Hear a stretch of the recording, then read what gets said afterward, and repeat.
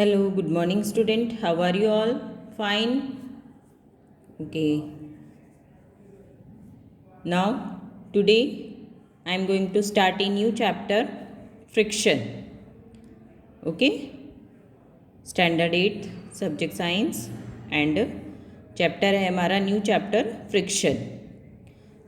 Friction के बारे में मैंने आपको बताया था लास्ट लेक्चर में भी हमने फोर्स एंड प्रेशर पढ़ा था और उसमें भी हमने फ्रिक्शन से रिलेटेड डिस्कस किया था। फ्रिक्शन क्या है? फ्रिक्शन एक ऐसी चीज एक ऐसा फोर्स है जिसके थ्रू कोई भी मूविंग करती हुई ऑब्जेक्ट क्या होती है, रुक जाती है।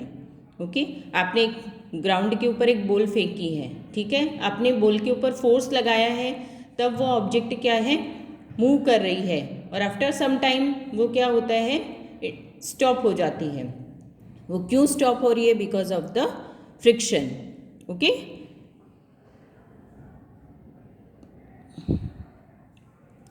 कोई भी मूविंग करती हुई ऑब्जेक्ट जब स्टॉप हो जाती है, कोई भी मूव करती हुई ऑब्जेक्ट, जैसे हमने किसी भी डेस्क बेंच को पुश किया, आफ्टर सम टाइम पुश किया है, जब तक उसको फोर्स लग रहा है तब तक वो क्या होगी, मूव करेगी, लेकिन बाद में क्या होगा, वो रुक जाएगी।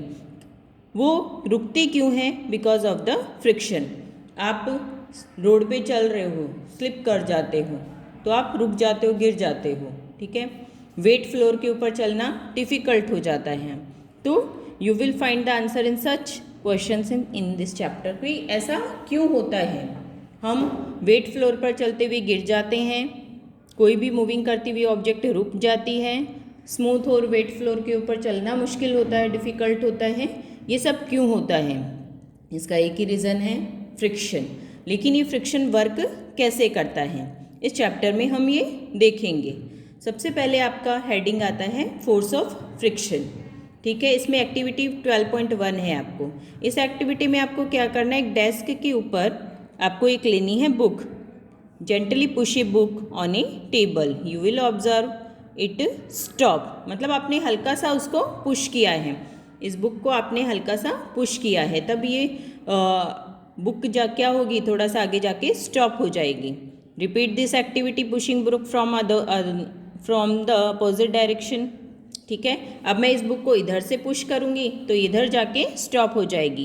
Can we say that must be acting, a force must be acting on the book opposing its motion. मतलब जब जिस साइड से हम इसको फोर्स लगा रहे हैं उसके जस्ट अपोजिट साइड से एक और फोर्स वर्क कर रहा है, वो फोर्स क्या है, फ्रिक्शन है, जिसे हम क्या कहते हैं, फोर्स ऑफ फ्रिक्शन, जिसकी वजह से कोई भी मूव करती हुई ऑब्जेक्ट क्या होती है, स्टॉप हो जाती है। Okay, force of friction. Then next, you saw that if you apply a force along the left, मतलब जब आपने लेफ्ट से फोर्स अप्लाई किया जाता है तो ऑब्जेक्ट जाके स्टॉप होती है राइट साइड में। जब राइट से अप्लाई करोगे तो लेफ्ट में जा करके बुक जो होती है वो फोर्स जो भी ऑब्जेक्ट होगी, यहाँ बुक का आपको एग्जांपल दिया गया है, तो वो ऑब्जेक्ट क्या होती है, स्टॉप हो जाती है, ठीक है। दोनों, अब वो स्टॉप क्यों हो रही है, मान लीजिए राइट साइड से आपने क्या किया, फोर्स को अप्लाई किया है, राइट साइड से आपने फोर्स को अप्लाई किया है, ये रहा। अगर आप इस साइड से फोर्स को अप्लाई कर रहे हो तो इधर से क्या हो रहा है, इसके just opposite force of friction क्या हो रहा है, वर्क कर रहा है, ठीक है। तो दोनों साइड से जब अपोजिट डायरेक्शन में फोर्स लग रहा है तो ऑब्जेक्ट कहीं भी मूव नहीं करती है, फिर उसको स्टॉप कर देती है, ठीक है। If you apply both force along the right, the friction act along the left direction. In both cases, the force opposes the motion of the book. The force friction always opposes the applied force. Force of friction जो होता है oppose करता है, जिस direction से force apply किया जाता है उसको अपोज करता है। In the above activity the force of friction act between the surface of the book and surface of the table, दोनों के बीच में ये वर्क करता है। ओके, अब नेक्स्ट हेडिंग हम पढ़ते हैं, फैक्टर अफेक्टिंग द फ्रिक्शन। कौन कौन से फैक्टर हैं जो फ्रिक्शन को अफेक्ट करते हैं? इसमें एक्टिविटी 12.2, इसमें हमें क्या करना है, एक ब्रिक लेनी है। आपने एक ब्रिक ली, ओके, ब्रिक को आपने क्या किया, एक स्ट्रिंग टाई कर दिया, मतलब एक धागे से इसको बांध दिया है, और यहाँ पे हमने क्या लिया है, स्प्रिंग बैलेंस लिया है। स्प्रिंग बैलेंस लिया है, you need to apply some force. अब आपको क्या लगाना है, थोड़ा फोर्स लगाना है। नोट डाउन, जैसे ही आप फोर्स लगाओगे तो स्प्रिंग बैलेंस के अंदर रीडिंग आएगी। Okay, reading on the spring balance when the brick just begin to move. जब ब्रिक मूव कर रही है तब उसमें स्प्रिंग बैलेंस में आपको रीडिंग अपनी नोट कर लेनी है। Okay, the force of friction between the surface of the brick and the floor. Then after, अब हमें एक स्टेप हो गया। सेकंड स्टेप में हमें क्या करना है, इसके ऊपर ब्रिक के ऊपर हमें क्या लगा देना है, पॉलीथीन लगा देनी है। Now wrap a piece of polythene around the brick and repeat the activity. So you observe a difference in the reading of spring balance about 2 cases. मतलब 2 केस हुए, एक में हमने ब्रिक को ऐसे ही मूव करवाया, ठीक है, दूसरी कंडीशन में ब्रिक के ऊपर पॉलीथीन मूव करवाई है। What might be the reason, अब इसका क्या रीज़न होगा। Okay, for this difference repeat this activity. अब थर्ड कंडीशन में सेम एक्टिविटी को हमें पॉलीथीन से नहीं, जूट, अब हम क्या इसके रैप कर देते हैं जूट को, piece of jute bag around the brick. What do you observe, ठीक है, क्या होता है, कौन सी कंडीशन में ब्रिक जो होती है वो इजीली मूव कर पाती है, कौन सी में वो नहीं कर पाती है, या स्प्रिंग बैलेंस के अंदर रीडिंग में क्या डिफरेंस आता है। अब स्प्रिंग बैलेंस क्या है, स्प्रिंग बैलेंस एक डिवाइस है जिससे मेज़र किया जाता है force acting of the object. जो फोर्स आप अप्लाई कर रहे हो ऑब्जेक्ट के ऊपर उसको मेज़र किया जाता है। It consist of coiled spring which get stretched when a force is applied. Stretching of the spring is measured by pointer moving on the graduated scale. The reading on the scale give the magnitude of the force. The reading on the scale, जो scale है वो क्या बता रही है, size of the force बता रही है, मतलब किस तरह से फोर्स, कितनी साइज का फोर्स अप्लाई किया गया है। ओके, देन आफ्टर आती है आपकी एक्टिविटी 12.3। एक्टिविटी 12.3, इसमें आपको क्या करना है, make an inclined plane on a smooth surface के ऊपर और ऑन ए टेबल के ऊपर आप बना सकते हो। वुडन बोर्ड लेना है आपको, you may use A wooden board supported by brick और books and put a mark with a pen or any point A on the inclined plane. Now let a pencil move down from the point. How far does it move for the table and coming to the rest? Note down the distance. Now spread a piece of cloth. Okay, ये diagram से आपको समझ में आएगा। यहाँ पर आपने क्या किया, एक इंक्लाइंड प्लेन बना लिया है एक टेबल के ऊपर या फिर एक सरफेस के ऊपर, ठीक है, ओवर द टेबल। अब ये एक टेबल ये बनाया इंक्लाइंड प्लेन और उसके ऊपर से किसी भी ऑब्जेक्ट को जब आप मूव करवाओ, make sure that there are no wrinkles in the second time में आप क्या करोगे, क्लोथ्स इसके ऊपर रख दोगे फिर मूव करवाओगे। Okay, repeat this activity by spreading a thin layer of sand over the table and maintain the same slope through out the activity. मतलब 3 केसेस यहाँ पर भी हमने कर लिए। स्लोप बनाया है, सिंपल कंडीशन में उसके ऊपर से ऑब्जेक्ट को मूव करवा रहे हैं, फिर सेकंड में सेकंड कंडीशन एंड फिर थर्ड कंडीशन क्लोथ डाल करके हम इसको क्लोथ से हम इसके ऊपर क्लोथ लगा करके फिर ऑब्जेक्ट को मूव करवा रहे हैं हम। ओके, रिंकल्स नहीं होने चाहिए।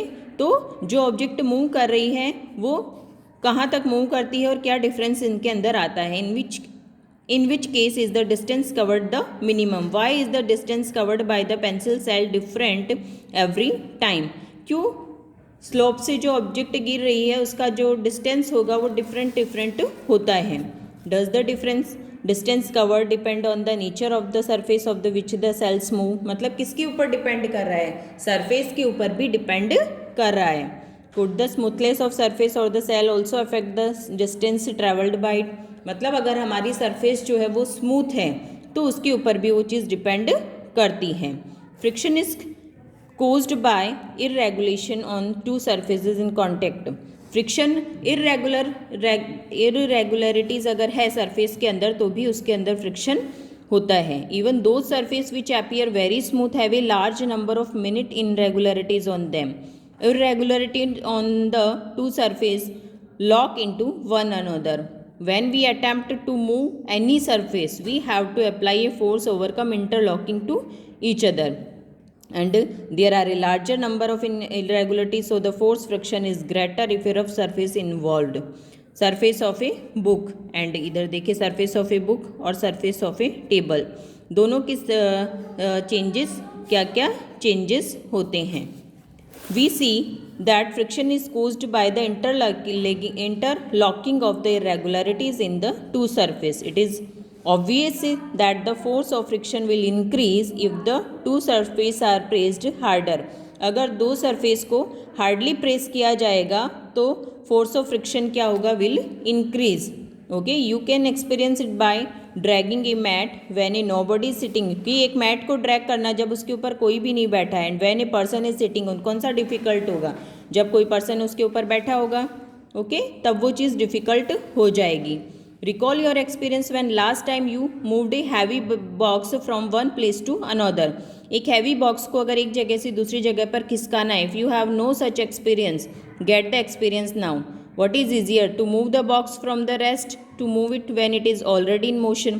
मतलब कौन सी कंडीशन में उसको खिसकाना ईजी होगा, या तो वो मूव करता हुआ है तब आप मूव करवा दोगे, लेकिन रेस्ट पोजीशन से उसको, मतलब स्टार्टिंग ही करी है हमने हैवी बॉक्स को मूव करवाने की, तो जब हम स्टार्ट कर रहे हैं रेस्टिंग पोजीशन से तब वो डिफ़िकल्ट हो जाता है. The force required to overcome friction at the instant an object start moving rest is measured to static friction. On the other hand, the force required to keep the object moving with the same speed is measure of sliding friction. यानी दो type का हो गया, static friction और sliding friction. When the box start sliding, the contact point on its surface do not get enough time to look into the contact point on the floor. So the sliding friction is slightly smaller. Sliding friction smaller होगा किससे, static friction से. Always okay. Then and you find it somewhat easier to move the box already in motion than it get it started. Okay okay student, आज के lecture में हम इतना ही पढ़ते हैं. अगेन मैं ये आपसे रिपीट करूँगी. ओके, नहीं समझ में आता है तो आप वापस पूछिएगा. आपका होमवर्क क्या रहेगा, यहाँ तक आपको रीड करना है. Okay, bye.